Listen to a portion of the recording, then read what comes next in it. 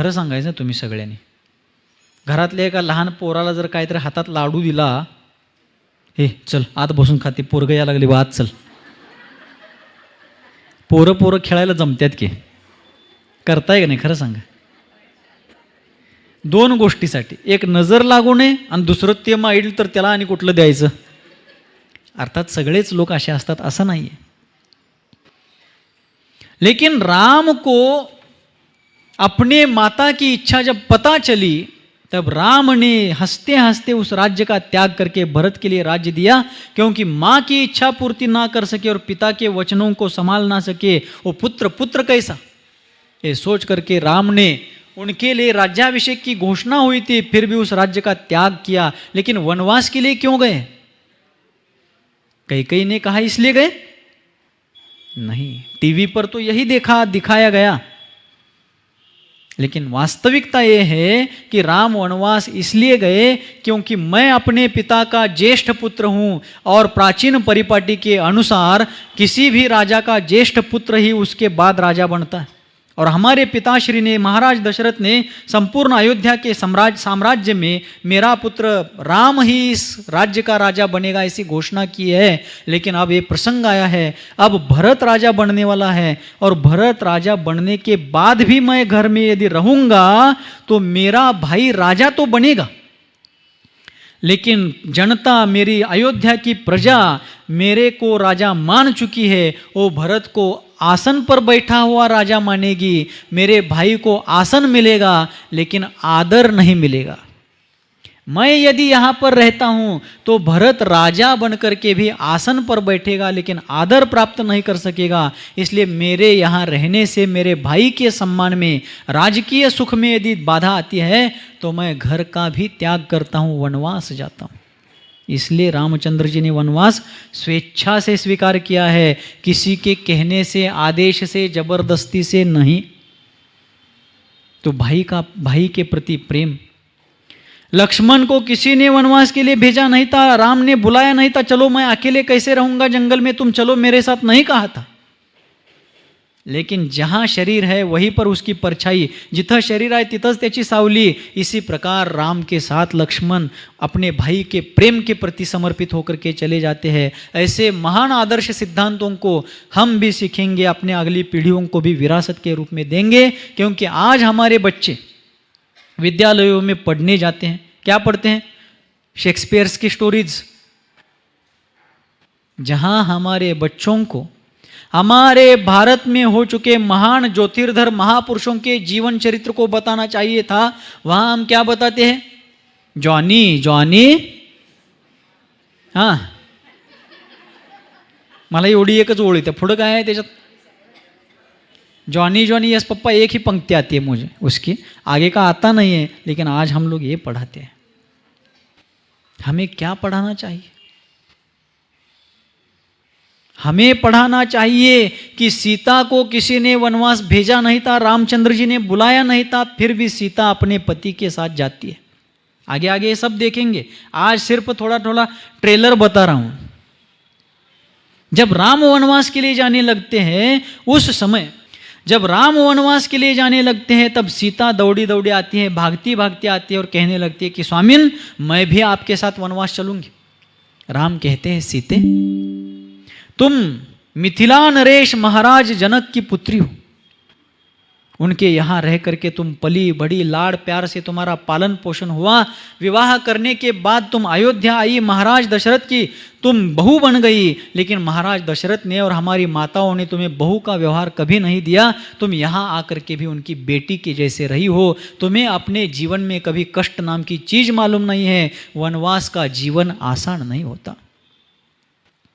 वनवास में गिरी कंदराओं से गुजरना पडेगा, डोंगर दऱ्यातून जावं लागेल, खाच खळगे लागतील, काटे कोटे लागतील, अनेक प्रकार के चढ़ाव उतार, नदी नाले लगेंगे, जंगल के हिंस्र पशु आएंगे. ऐसे अनेकों घोर प्रसंग आने के बाद तुम उसको सहन नहीं कर पाओगी. तुम मत आओ.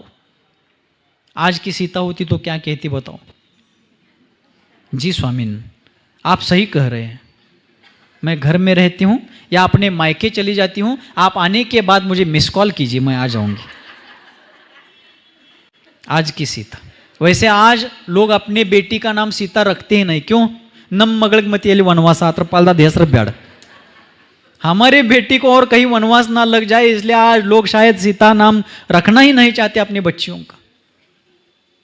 लेकिन जब रामचंद्र जी ने कहा कि सीते तुम मत आओ, क्योंकि जंगल में कांटों से कंकरों से गुजरना पड़ेगा, अनेक प्रकार के संकटों से जाना पड़ेगा, तब सीता कहती है अग्रतस्ते गमिष्यामि मृदनं तृणकंटकान।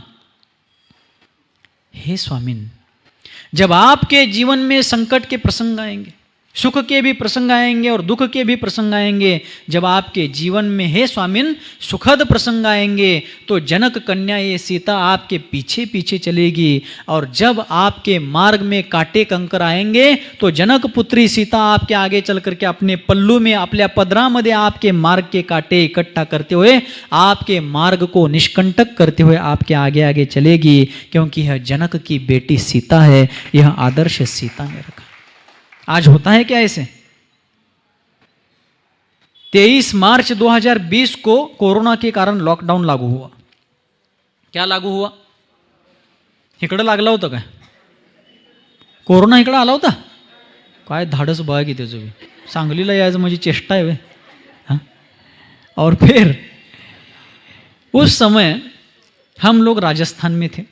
2019 में हमारा चातुर्मास जयपुर में हुआ, और चातुर्मास के बाद जयपुर में ही प्रवास चल रहा था अनेक मंदिरों में। 450 मंदिर है जयपुर में। कितने मंदिर? 450 बड़े बड़े मंदिर। बाहर से देखने पर 10 बाय 10 की दीवार दिखेंगी, लेकिन भीतर जाने पर आधा आधा एकड़ के मंदिर है, अर्धा एकर, पाऊण एकर, एक एक एकरची जागा मंदिरांची। और फिर जयपुर प्रवास करते करते फाल्गुन अष्टानिका का सिद्ध चक्र विधान होने के बाद जब हम जयपुर के बाहर 20 किलोमीटर पद्मपुरा नाम का एक क्षेत्र है अपना जयपुर में, आप लोग गए क्या उधर? कभी जाना चाहिए। क्या मंदिर बनाए हमारे पूर्वजों ने, कैसे दिव्य भव्य मंदिर, क्या भगवान है, क्या क्षेत्र है। जैनों का प्राचीन गौरवशाली इतिहास देखना हो तो राजस्थान और इधर कर्नाटक में मूडबिद्री, कारकल, इस तरफ के मंदिर क्या किया है। श्रवण बेलगोला और आसपास के परिसर, महाराष्ट्र में भी इतिहास में रहा होगा, लेकिन आजकल ज़्यादा देखने में नहीं आता। एलोरा में एक देखने को मिलता है, अजिंठा वेरूळ। तो इस प्रकार जब हम पद्मपुरा में थे, लॉकडाउन लागू हुआ था, और उस समय अंदर के लोग अंदर, बाहर के लोग बाहर। तब जयपुर के लोगों ने वहाँ पर चौके लगाए थे, लगभग 3.25 महीने हम लोग वहाँ पर थे। दोपहर में स्वाध्याय चलता था और चौके के लोग वहाँ आकर बैठते थे, कषाय कैसे होते इसकी चर्चा चल रही थी। उसी समय चौके वालों में से एक सज्जन की बेटी BA LLB की हुई थी, वकालत कर रही थी, और अपने सीनियर वकील के साथ प्रैक्टिस कर रही थी। तो उस कषाय के प्रकरण की चर्चा में उन वकील साहिबा ने बताया कि महाराज, लॉकडाउन के कुछ महीने पहले हमारे ज्येष्ठ वकील साहब के पास एक डिवोर्स की केस, तलाक की केस, सोडचिट्टी, घटस्फोट, दोन्हीकडचे आईबाप मिळून घट स्थापन करतात, ही दोघं मिळून त्याचा स्फोट करून टाकतात। बहुतेक त्यालाच घटस्फोट म्हणत असावेत, असा असल कदाचित, आता मला काय त्यातलं माहीत नहीं खरं, अंदाज। उन वकील साहिबाने उस चर्चा में बताया कि महाराज, हमारे ज्येष्ठ वकील साहब के पास डिवोर्स की एक केस आई थी, और उसमें केस लेकर आने वाली पत्नी थी, और विवाह को 2.5-3 महीने बस हुए थे। लग्नाला किती महीने झाले होते? फक्त 2.5-3 महीने। हमारे सर ने पूछा, अर्थात वो बता रहे कि हमारे सर ने पूछा कि आपको डिवोर्स किस लिए चाहिए? क्या आपके ससुराल वाले दहेज मांग रहे, हुंडा? क्या आपका शारीरिक पीड़ा दे रहे हैं, मानसिक छल कर रहे हैं, मानसिक आपको तकलीफ दे रहे हैं? क्या आपके मायके वालों को गाली गलौज कर रहे हैं? क्या कारण है? आपको डिवोर्स किस लिए चाहिए? कशासाठी पाहिजे सांगितले असेल ती लेडीज? महाराज, आम्ही काही नव्हतो तिथं। जब उनको वकील साहब ने पूछा, तब 2.5-3 महीने की विवाहित उस नववधू ने बताया कि सर, हमारे श्रीमान जी, म्हणजे आमचं ह्यानी, मेक्की त्यांनी, सर हमारे श्रीमान जी रात्रि में सोते समय बहुत खर्राटे लेते हैं, लय घोरत्यात, और मेरी नींद नहीं हो पाती है, इसलिए मुझे डिवोर्स चाहिए। बताओ, एक वो सीता थी जो राजमहलों का सुख छोड़ करके स्वेच्छा से अपने पति के साथ वनवास जाने के लिए तैयार है, पति के नकारने के बाद भी कहते हैं कि आपके सुखों के पलों में मैं आपके पीछे चलूंगी और आपके कंटकाकीर्ण मार्ग में आपके आगे चल करके आपके मार्ग के कांटे अपने पल्लू में दुपट्टे में लेते हुए आपका मार्ग निष्कंटक बनाऊंगी, वो सीता कहाँ। और आज पति नींद में खर्राटे लेता है, इसलिए डिवोर्स मांगने के लिए वकील के पास जाने वाली ये स्त्री का। इसलिए आज रामायण की आवश्यकता है। रामायण की चर्चा मनोरंजन के लिए नहीं चल रही। राम कथा सुनते समय हमारे जीवन की व्यथा मिटाने के बहुत सारे उपाय हर प्रसंग में हमें प्राप्त होने वाले हैं। इसलिए हमें रामायण सुननी है, उसको आत्मसात अपने शक्ति अनुसार करना है। किसे करना है? हम सबको करना है। आपको या मुझको ही नहीं, हम सबको। एक आदर्श चरित्र, महान चरित्र। मैं पूछना चाहता हूं, पूछने के बजाय जानना चाहता हूं कि राजस्थान का जिला न्यायालय, उच्च न्यायालय, भारत का सर्वोच्च न्यायालय या दुनिया का कोई भी न्यायालय नींद में खर्राटे लेने को, झोपेत घोरण्याला क्या अपराध साबित करके, अपराध सिद्ध करके दंड दे सकता है? उस स्त्री ने इस बात का विचार नहीं किया कि मेरे पति को डिवोर्स देने के बाद उसकी मनोदशा क्या होगी, दूसरी कोई स्त्री डिवोर्स्ड होने के कारण उसके साथ फिर विवाह करेगी या नहीं, उसके माता पिता की क्या मनस्थिति होगी, इस बात का विचार उसने नहीं किया। बल्कि ये सीता है, राम पत्नी सीता है। जब आगे जाकर के वनवास से लौटने के बाद जब राजकीय जीवन, राज सुख का जीवन जीते समय सीता गर्भवती अवस्था में थी, उनके ऊपर लोकापवाद आने पर सीता को रामचंद्र जी ने अकेले वनवास में दूसरी बार छोड़ दिया। जब उनको छोड़ करके कृतांतवक्र सेनापति वापस आ रहे थे, उन्होंने पूछा की हे महामहिषी, महिषी म्हणजे राणी बरं का, नाहीतर आपण महिषी म्हणजे पांजरपोळला जाणार आहे।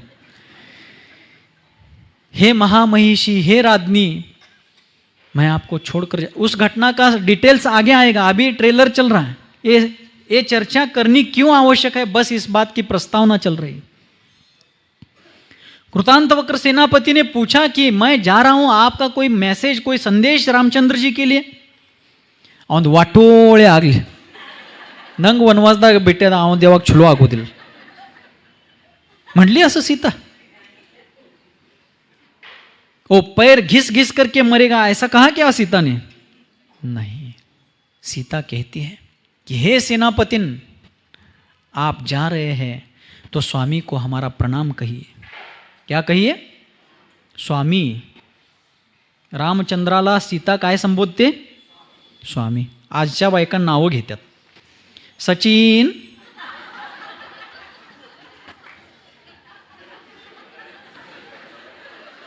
प्रशांत, उदाहरणार्थ हो, मिथुन, हा बरोबर आहे ना? पटले त्यासनी। सीता अपने पति को पुकारते समय कहती है स्वामिन, राजन। तो सेनापति के द्वारा संदेश देते समय सीता संदेश देती है कि हे सेनापतिन, स्वामी को हमारा प्रणाम कहिए और उनसे कहिए कि अज्ञानी लोगों ने लिए हुए अपवाद के कारण आज उन्होंने मुझे छोड़ा, कोई बात नहीं, कोई ज़्यादा नुकसान नहीं होगा, लेकिन कल जाकर कोई अज्ञानी मिथ्या दृष्टि व्यक्ति वीतराग भगवान के द्वारा कहे गए जिन धर्म पर अपवाद लेगा, तो आपने मुझे छोड़ा, वैसे जैन धर्म मत छोड़िए, आपका कल्याण होगा। और मुझे छोड़ा है कोई बात नहीं, लेकिन आप घर में रहकर राम राज्य कीजिए, आनंद से रहिए, मुझे छोड़ने का कोई खेद खिन्न भाव मन में मत आने दीजिए। वो सीता कहा। आज रामायण की चर्चा इसलिए करने, आज हम सुनते हैं, जानकारी मिलती है, सुनने मिलता है कि बड़ी बड़ी मेट्रो सिटीज में, पुणे, मुंबई, बेंगलोर, गुड़गांव, दिल्ली, नोएडा इत्यादि बड़े बड़े मेट्रो सिटीज में 1.5-2 महीनों की शादी भी आज टूट रही है। महीने 2 महीने हुई नहीं कि तलाक। क्यों? आज पढ़ाई ज्यादा हो गई, बड़ी बड़ी डिग्रियां हैं, जानकारी ज़्यादा आ गई लोगों के पास, लेकिन जानकारी ज़्यादा होने के बाद भी समझदारी कम होती जा रही है।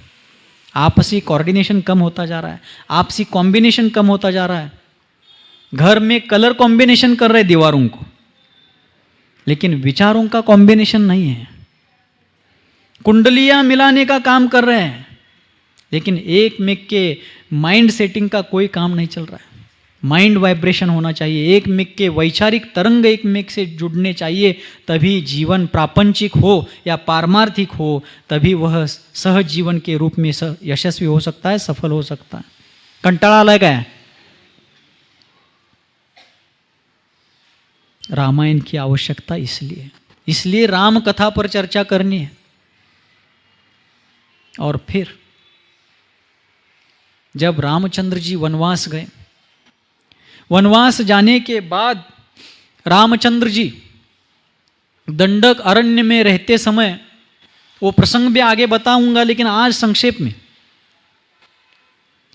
जंगल में रहते समय रामचंद्र जी मिट्टी के बर्तन बना करके सीता को देते थे।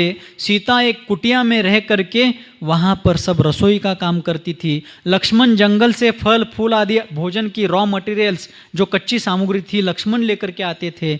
ऐसा उनका आनंदमयी जीवन चलता था। अन्य समय में प्रभु का स्मरण, तत्व चर्चा करते हुए, ध्यान सामायिक करते हुए उनका जीवन बीतता था। एक दिन राम उस कुटिया के बाहर दंडक वन में मिट्टी के बर्तन तैयार कर रहे थे। मिट्टी के कीचड़ को इकट्ठा करके बर्तन तैयार कर रहे थे। उसी समय आकाश मार्ग से सुगुप्ती और गुप्ती नाम के दो मुनिराज मुद्रा लेकर के आहार के लिए उसी दिशा में आ रहे थे। पास के एक नगर में उन्होंने विधि देखी, लेकिन विधि नहीं मिली। अंत में जंगल में देखेंगे, नहीं तो आज अंतराय कर लेंगे, अलाभ परिचय सहन करेंगे, सोच करके वे दोनों मुनिराज मुद्रा लेकर के उस जंगल में आ रहे थे। उसी समय राम के हाथ कीचड़ से भरे हुए थे। हिंदी कळा लागले ना स्पष्ट सगळ्यांना? कोणी आहे का असं महाराज कळना? सगळ्यांना समजायला लागले। मध्ये मध्ये मी मराठीत पण सांगतोय, कुठं अवघड विषय असेल तिथं।